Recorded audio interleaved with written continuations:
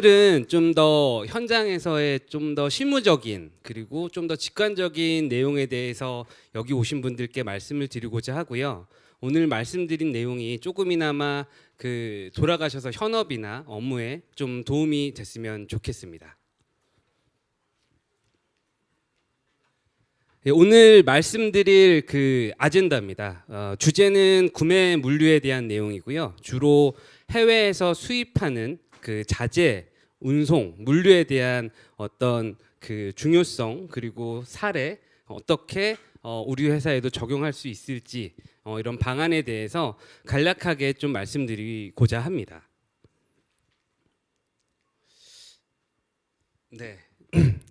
구매의 중요성입니다. 지금 화면을 보시면 저희 일상생활에 있는 한 5가지 정도의 제품들이 있습니다. 자동차, 냉장고, 세탁기, TV, 핸드폰이 있고요. 아래에 있는 숫자들이 대략적으로 해당 제품에 들어가는 부품의 숫자들입니다. 그리고 그 아래에는 핵심 부품들이 적혀져 있고요. 적지 않은 숫자고요. 실질적으로 구매하시는 입장에서는 저 부품 숫자만큼은 아니지만 거의 비슷한 숫자의 공급사들을 관리를 하고 계실 거라고 생각이 들고요. 이런 구매 입장에서 실질적으로 가장 중요한 요소가 어떤 거일지를 좀 생각해 봤습니다. 크게 보아 일단 2가지 정도로 좀 정리를 해봤고요. 이제 첫 번째가 생산을 하기 위한 자재 공급, 적기의 자재가 공급이 돼야 되는 부분이 이제 첫 번째라고 생각을 했고, 이제 2번째는 당연히 싸게 사야죠. 싸게 사서 원가 관리를 하고 그걸 통해서 기업의 경쟁력을 강화할 수 있어야 된다라고 좀 판단을 하고 있습니다. 그래서 이제 구매 입장에서는 이제 공급망 관리하시는 부분들이 있고요. 신규 벤더사들도 발굴하셔야 되고, 벤더사가 공급할 수 있는 캐파가 위클리 얼마나 되는지도 관리하셔야 되고, 품질은 어느 수준으로 생산이 되고 있는지 이런 부분들까지 좀 관리를 하시고 있을 거라고 생각이 되고요. 추가로 이제 재고 관리 그리고 물류 관리 등의 적기 자재 공급을 위한 요소들을 관리를 하고 계실 거라 생각이 됩니다. 그리고 이제 2번째가 구매 원가 관리에 대한 부분입니다. 이제 구매 원가, 특히 이제 수입자재의 경우는 저희가 흔히 말하는 이제 물품대금, 이제 구매 분들께서 내고를 가장 우선시 하시는 부분이죠. 근데 물품대금만 구매 원가에 포함되는 게 아니죠. 예. 실제로 이제 무역 조건에 따른 어떤 물류 비용, 관세나 세금, 그리고 기타 비용들이 모두 합쳐져서 실질적인 매입 단가가 되고 재고 원가가 되는 그런 구조를 가지고 있습니다. 그래서 종합해 보면 공급망 관리와 재료 비용이 아주 중요한 영역이죠. 자재 구매를 하고 물류를 하는 영역에 있어서. 다만 최근 들어서는 여러 가지 외부 환경의 요인으로 인해서 물류에 대한 비용이나 적기 공급을 위한 어떤 물류 네트워크 확보 이런 부분들이 점점 더 대두가 되고 있는 상황인 것 같습니다. 그래서 그러면 이런 어떤 SCM 공급망이 어떻게 좀 형성이 되는지에 대해서 중국을 좀 예시로 들어서 좀 설명을 드리고자 합니다. 그래서 중국 같은 경우는 이제 1978년도에 이제 개혁 개방을 했습니다. 그래서 80년대부터 급속도로 성장하고 3개의 공장이 됐죠. 예, 3개의 공장이 되는 단계 자체가 일단 기본적으로 산업단지들이 생겨났고, 그 산업단지들이 여러 개 모여서 산업벨트를 형성했습니다. 그래서 지금 보고 계신 중국의 지역별 6대 산업벨트들이 있고요. 근데 이 산업벨트가 형성되는 과정에서 벤더사들이 같이 쫓아오게 됩니다. 예를 들어서 이제 한국 대기업들도 사실 중국에 거의 대부분 진출을 했죠. 삼성, LG, 현대차 뭐 다 중국에 진출을 했고, 주요 핵심 부품사들도 같이 동반 진출을 했습니다.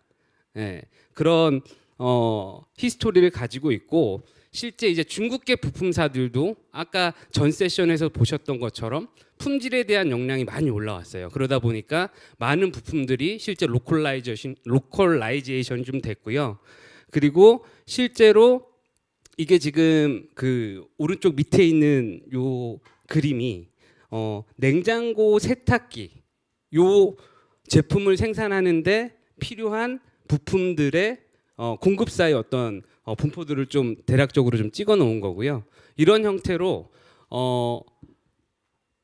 세계 공장의 그 산업 벨트에 SCM 공급망이 형성이 되고 중국의 거대한 이런 공급망이 좀 형성이 되어 있는 상황입니다. 다만 그 2010년도 중반 정도부터였던 것 같습니다. 글로벌 공장들이 탈중국을 하기 시작했죠.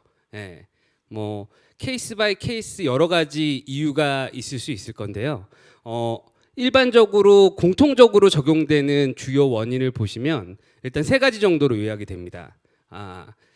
미중 무역 갈등에 의한 어떤 관세 정책이 바뀌면서 다른 그 생산 시설을 다른 곳으로 이전을 하는 케이스가 있었고요.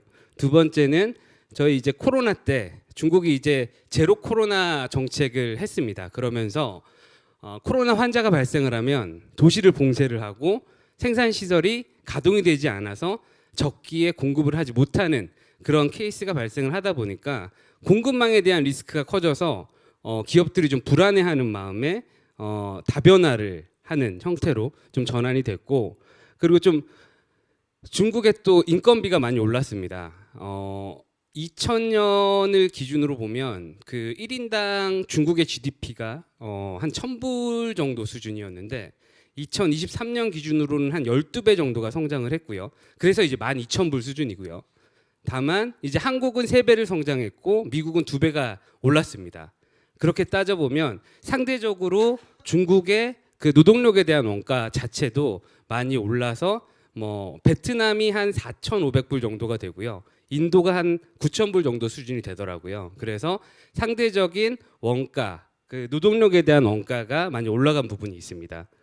그러면 이런 생산 시설들이 어디로 이전을 했냐면 뭐 여기 보시는 것처럼 동남아, 인도, 멕시코 갔습니다. 근데 글로벌 기업들만 간 게 아니고요. 이제 중국계 대형 글로벌 기업들이 나타났고요. 여기 보시면 화웨이나 BYD, 하이얼, 하이센스 뭐 이런 기업들이 중국에서 하던 생산을 해외로 확장을 했습니다. 해외로 확장을 하고 해외에서 생산을 해서 공급을 하는 그런 형태로 좀 변화가 됐고요. 그러면 이런 이전이 어떤 영향을 미치고 있냐면 일단 첫 번째는 생산 시설 이전했으니까 생산 인프라나 설비 같이 쫓아갑니다. 그리고 보면 두 번째가 이제 물류 네트워크 확보라고 적었는데 저희가 그 SCFI라는 인덱스를 보셔도 아시고 대부분의 물류 지표는 중국을 기준으로 되어 있어요.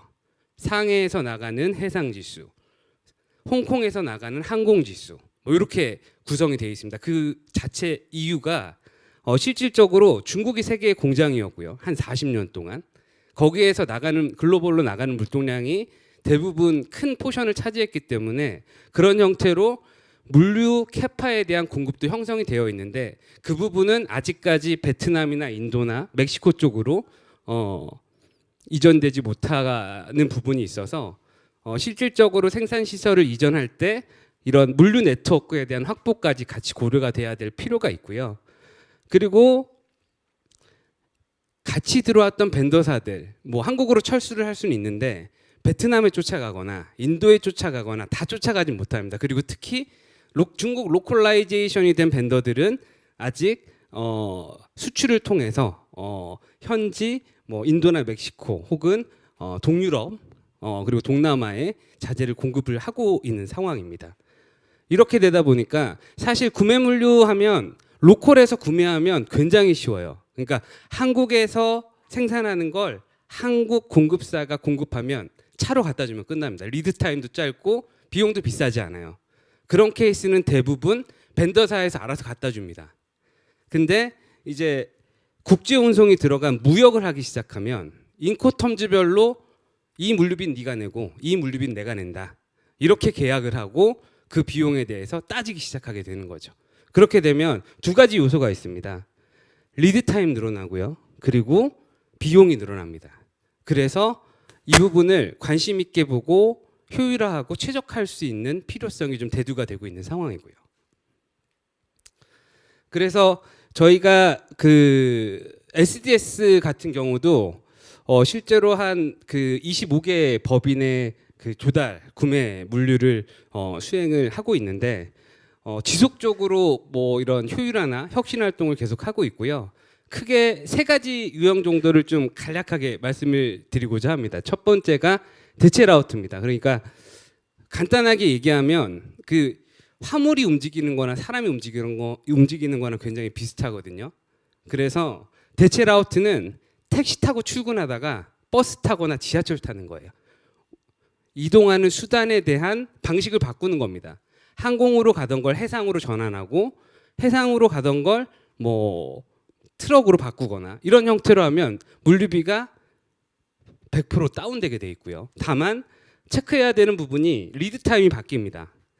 운송에 대한 리드 타임이 바뀌어서 그러면 적정 재고는 얼마큼 가져가지? 안전 재고는 얼마큼 가져가야 되는지에 대해서 재정립이 좀 필요하고요. 실제로 이게 아주 오래전부터 이제 베트남으로 저희가 공장을 옮겼던 사례가 있는데 중국에서 계속 자재가 많이 갑니다.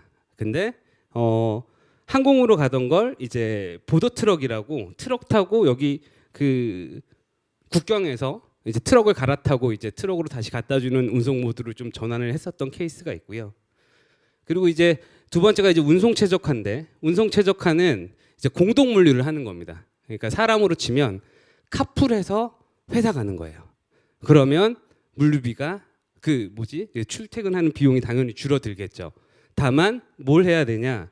그러면 몇 시에 픽업할 거고 그리고 예를 들면 그 어떤 차량이 그 위치 그 벤더사에 들어갈 수 있는지 이런 부분들이 좀 충분히 고려가 돼야 되고요. 세 번째가 오늘 좀 더 상세하게 말씀드릴 적재 최적화에 대한 내용입니다. 적재 최적화에 대한 부분은 뒤쪽에서 조금 더 상세하게 말씀드리도록 하겠습니다. 일단 그 배경을 조금만 더 말씀드리겠습니다. 그 실제로 지금 위쪽에 보시면 이게 이제 기업에서 물류하고 그리고 최종 바이어한테 소비자 물류로 전달을 해주는 과정입니다. 아주 대략적으로 간단하게 좀 도식화를 했고요. 그 중에서 저희가 지금 구매 물류라고 하는 건 이제 수입을 기준으로 봤을 때 벤더가 운송하는 부분 플러스 이제 생산 공장에서 운송을 하는 부분, 이 부분을 이제 합쳐서 이제 구매 물류라고 표현을 하고 있고 가장 큰 배경은 원가를 낮춰라였습니다. 예. 특히 이건 아까 그 세션에서도 보셨겠지만 그 2020년까지는 굉장히 이제 스테이블하게 어느 정도 예측 범위 안에서 움직였다면 20년 이후에는 굉장히 큰 폭으로 이제 운임이 물류 비용이 이제 움직이는 걸 보실 수 있고 실제로 현장에서는 물류 비용 때문에 제품 단가에 대한 경쟁력이 좌지우지되는 그러니까 이걸 팔면 우리가 원하는 프로핏을 갖지 못하는 케이스까지도 좀 발생을 하기 시작해서 좀 더 효율화하고 좀 더 마른 수건을 짜라 뭐 이런 그 요청들을 좀 계속 받게 됐었고요. 그래서 이제 그 데이터를 기반으로 저희가 어떻게 할 수 있을지를 좀 검토를 해봤습니다. 그래서 보면 기존에도 사실 다들 열심히 하세요. 최대한 효율화해서 보내시고 최대한 원가를 아끼려고 노력합니다. 안 하는 사람은 없다고 보고요. 다만 어떤 게 있었냐면 통합으로 고민을 하진 않았었다. 그러니까 내 거는 내가 최적화해서 보내요. 그래서 저희가 했었던 게 210개의 공급사가 있었거든요. 중국 상해를 통해서 나가는. 근데 170개 공급사는 가벼운 짐이에요. 부피가 큽니다. 그리고 40개 공급사는 무거워요. 그러면 어떤 현상이 벌어지냐면 가벼운 짐들은 컨테이너를 꽉꽉 채워요. 40피트 컨테이너에다가 그렇게 운송을 합니다. 중량물 같은 경우는 20피트로 가요. 왜냐하면 그 각 국가별로 그 도로 운송에 대한 제한이 있습니다. 그러니까 뭐 예를 들면 멕시코 같은 경우는 20톤을 넘으면 안 돼요. 그리고 뭐 폴란드 같은 경우는 24톤을 넘으면 안 됩니다. 그러니까 20피트에다가 20톤을 채워서 보내는 거예요. 예. 결국 각각의 벤더는 최적화를 해서 보낸 겁니다. 실을 수 있는 만큼 실어가지고. 하지만 그 두 개를 좀 합치면 결과적으로 적재율이 향상되고 컨테이너 수량이 감소가 됩니다. 그래서 시뮬레이션 해봤더니 24%가 떨어지더라. 4분의 1 정도가 감소가 될 수 있다는 거죠. 그러니까 무거운 화물하고 가벼운 화물하고 섞어서 담으면 이게 저희가 화물 혼적하기 위해서는 뭐가 필요하냐면 선적지 포트에 화물 콘솔하기 위한 허브가 필요해요. 그래서 거기에 짐 다 모아놓고 컨테이너 거기다 댄 다음에 실어 나가는 그런 형태가 되거든요. 그 비용을 감안하고도 24%가 이제 절감이 될 수 있는 시뮬레이션 결과가 나왔고요. 이게 아까도 좀 잠깐 말씀드렸지만 70% 정도 수준입니다. 뭐 국가별로 조금 다릅니다. 지역별로 이제 북미는 한 70에서 80%, 그 40피트 컨테이너 대비 20피트 컨테이너에 대한 비용이, 중남미는 75에서 85, 그리고 유럽은 60에서 70, 뭐 아시아는 좀 가까운 지역은 한 50에서 60% 정도 수준이고요. 다만 요건 단순히 이제 해상운임을 비교한 거고, 앞뒤 쪽에 이제 터미널 핸들링 차지, 포트 비용들은 추가적인 비용 세이브가 더 될 수 있습니다. 쉽게 얘기하면 지금 부산에서 수출을 내보내면 그 항구에서 내는 비용이 있습니다. 터미널 핸들링 차지가 있는데 20피트가 15만 원, 40피트는 21만 원입니다. 당연히 20피트 두 대보다 40피트 한 대가 훨씬 더 좀 경쟁력이 있다라는 얘기고요. 근데 이런 시뮬레이션 결과를 현실화하기 위해서 해야 되는 것들이 있습니다. 사실 저 적재 최적화는 기존부터 계속 검토를 해왔었어요. 아마 안 하셨던 분들이 거의 구매 담당자라면 없으실 수도 있을 겁니다. 근데 어떤 그 제약하고 어려운 점이 있었냐면 결국에는 벤더하고 소통해야 돼요. 벤더한테 여기다 잘 갖다 줘라. 근데 벤더들이 말을 잘 안 들으시는 벤더들도 많고 그 소통 채널을 잘 잡을 필요가 있습니다. 그리고 도착지 법인, 공장 쪽하고도 커뮤니케이션 채널을 굉장히 잘 만들어야 됩니다. 거기에 앞뒤 쪽에 이제 허브 창고를 셋업을 해야 되고, 그리고 이걸 어떻게 최적화해서 담을 수 있을지에 대한 로딩 플랜, 그리고 실행할 수 있는 전문 인력이 있었어야 됐고요. 그리고 이런 소통 채널 셋업이 되잖아요. 그러면 훨씬 더 운영이 원활해집니다. 운영에 대한 어떤 그 안정성도 확보가 되고, 그리고 마지막으로 이런 운영을 고도화하기 위해서 짐을 모아서 하다 보면은 그게 돼요. 얘가 이 팔레트에 한 박스 더 올라가도 최적화하는데 참 문제가 없을 것 같다. 그러면 그런 패킹 사양, 적재 사양 좀 바꾸는 걸 통해 가지고 계속 고도화를 해나가는 그런 형태의 좀 실행이 좀 있었습니다. 그래서 이게 이제 실제로 실행했었던 그 내역입니다. 이게 지금 요쪽 가운데 보시는 게 이제 글라스 자재고요. 이게 두 팔레트입니다. 두 팔레트고요. 실제로 이제 한 팔레트당 770kg여가지고 1.5톤입니다. 저게. 그리고 이게 이제 시트류예요. 시트류. 6단으로 이제 카톤이 적재가 돼 있는데 228kg. 요거를 이제 섞어서 담으면 실제로 그 효과가 충분히 나올 수 있었고요. 다만 조금 어려웠던 것 중에 하나가 아이템 마스터에 대한 정보는 맞지 않는다. ERP에 있는 정보 정말 죄송하지만 현장에서 안 맞아요.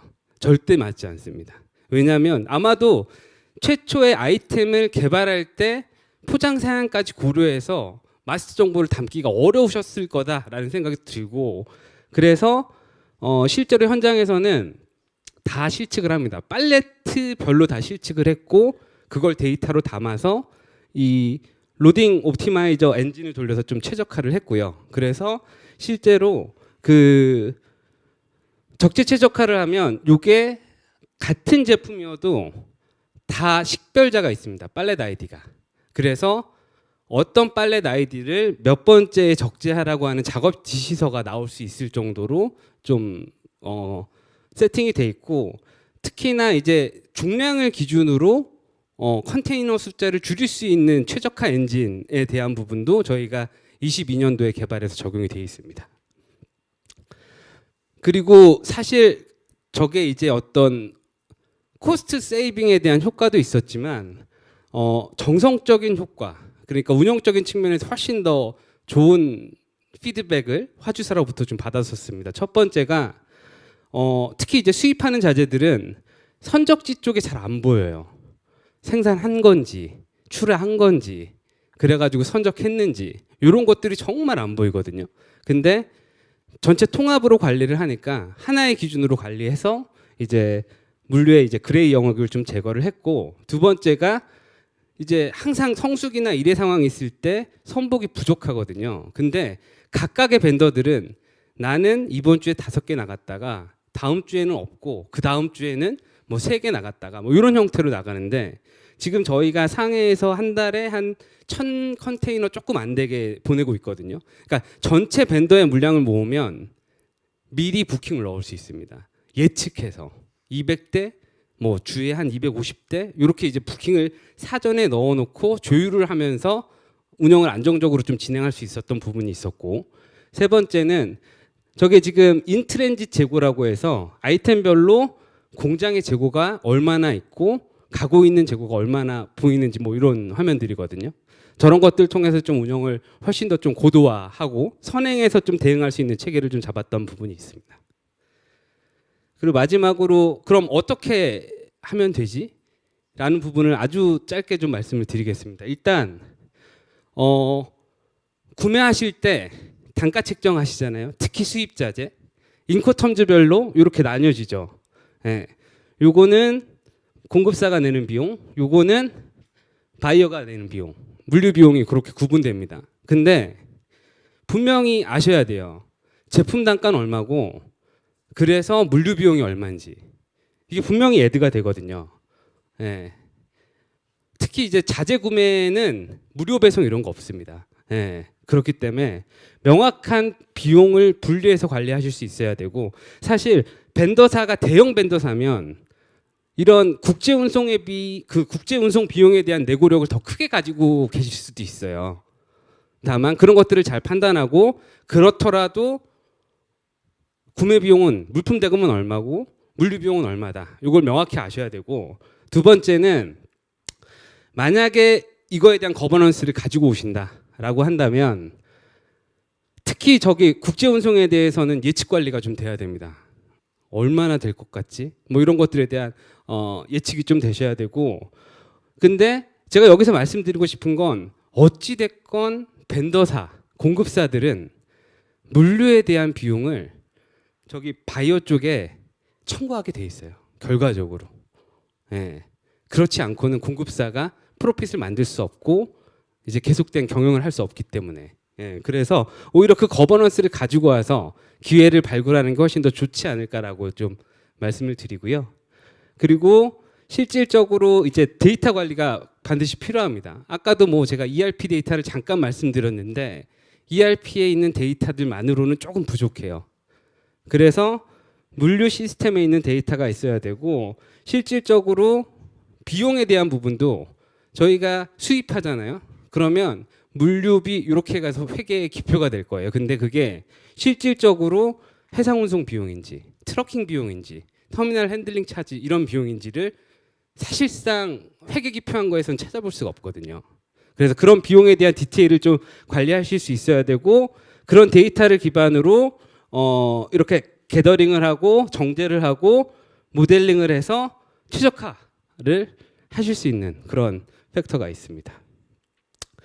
그리고 아까도 말씀드렸던 것처럼 선적지 가시성은 꼭 관리가 되셔야 돼요. 항상 보면 평소에는 안 보죠. 뭐 이렇게 뭐 트래킹이든 가시성이든. 다만 문제가 될 때 안 보이면 결국엔 100%가 되지 않으면 시스템은 버려질 거예요. 그래서 그런 것들을 관리하기 위한 KPI를 두고 모니터링을 하실 수 있는 툴들을 운영하시는 게 필요하다라는 말씀을 드리고요. 예.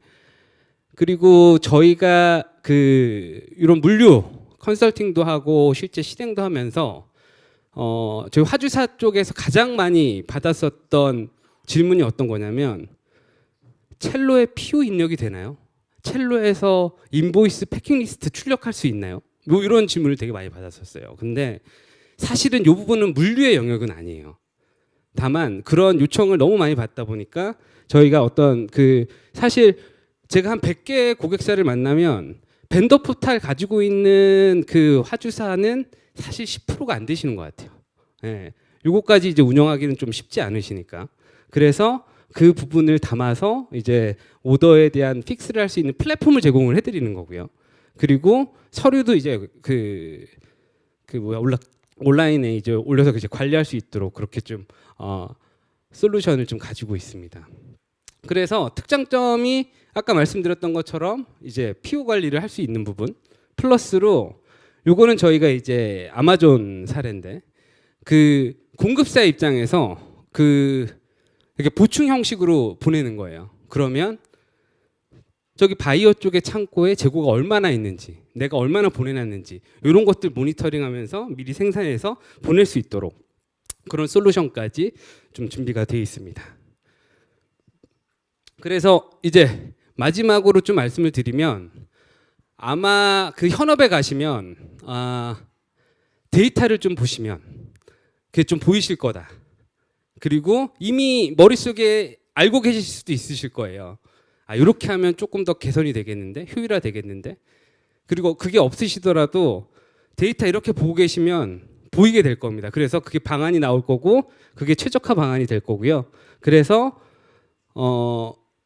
이런 부분들이 조금 수치화되고 뭐 툴이 좀 필요하실 경우에는 SDS에서도 좀 더 지원을 해드릴 수 있는 부분이 있을 거라고 좀 판단이 됩니다. 그리고 이런 효율화가 원타임 한 번 해가지고 끝나면 안 되거든요. 왜냐하면 환경이 계속 바뀌니까. 그래서 시스템으로 지속적으로 관리하시는 게 꼭 필요하다라는 말씀을 드리고 이상으로 발표를 마치도록 하겠습니다. 감사합니다.